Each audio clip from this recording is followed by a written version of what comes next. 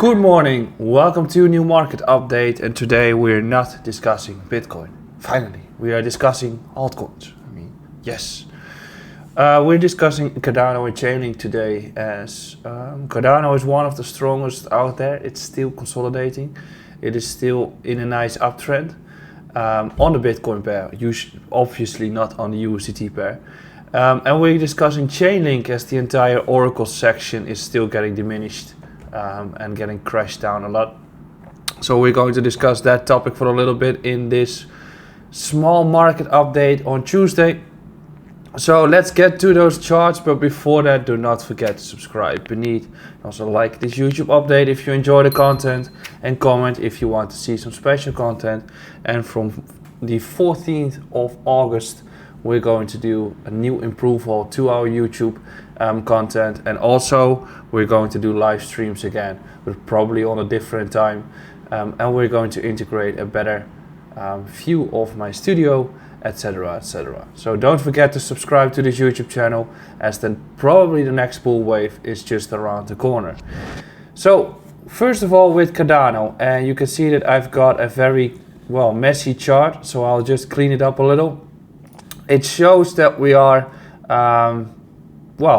making the Burj Khalifa before we are trending down probably, but right now we're just at support with Cardano in itself, meaning that we've got a pretty nice range of support here that is currently still acting as one, and very comparable to Bitcoin at this stage. So you can see that all those wicks are signaling that buyers are stepping in here.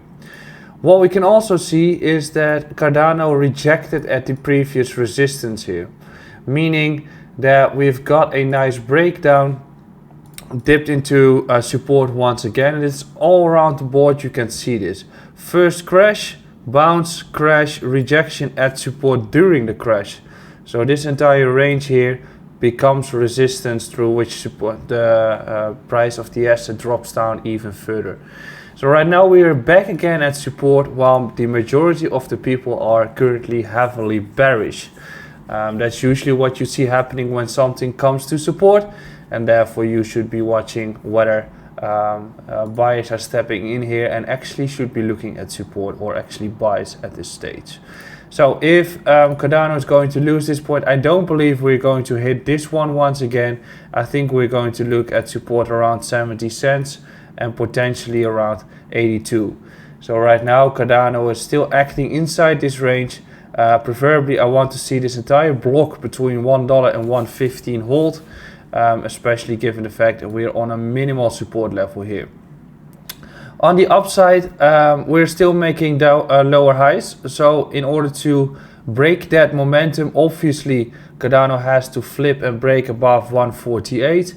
But if it does break or test 131, that is the first level. As you can see that this was the order block before it started to fall south even more.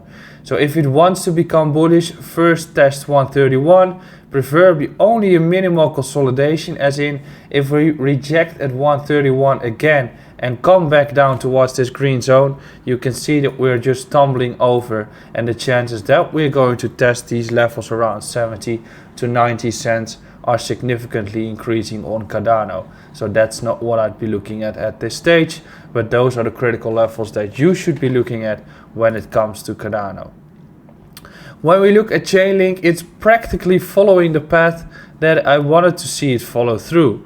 There are multiple support levels beneath us, and currently we might be getting into the final stage of this crash.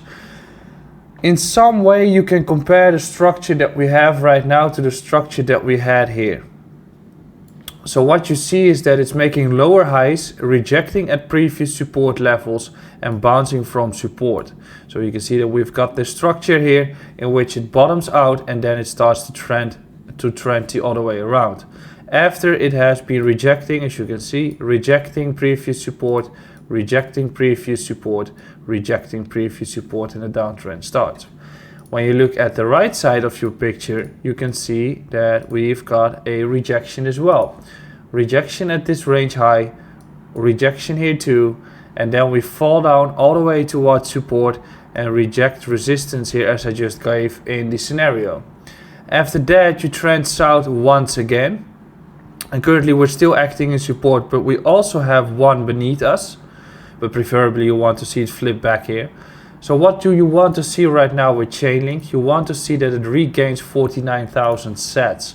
If it does that, the chances are that we're getting back towards this range high here again, crush or consolidate down towards 49,000, and then the new uptrend starts. So what is about Chainlink at this stage? Well, I think you should be looking at support or at least at long entries at this point. Yes, we know that we are currently beneath the moving averages for the first time since this entire bull cycle. And that's also why I say that if we crack this level at 50,000, well, 49.5 to 51,000, the chances that we run back to 60k are significant, but most likely we're going to reject there given that those moving averages are getting there. If we have some more consolidation, those moving averages are going to cross and the chances that we flip back above are significantly increasing. So next to that, when something gets into heavy support zones, you want to become interested on the asset rather than you want to be selling it. So at this stage, nobody is looking at the asset, while at this stage, everybody is looking at the asset like it has been happening with AXS as well. So what is the best option for Chainlink right now? Well, you've got multiple support zones here. So if you're looking for a little bit aggressive play, those are the ones that you could be looking at for an entry. You want less risk, you could wait it out until it flips back towards those levels as I described here and look for the higher low confirmation to take the entry, just like it has been doing here.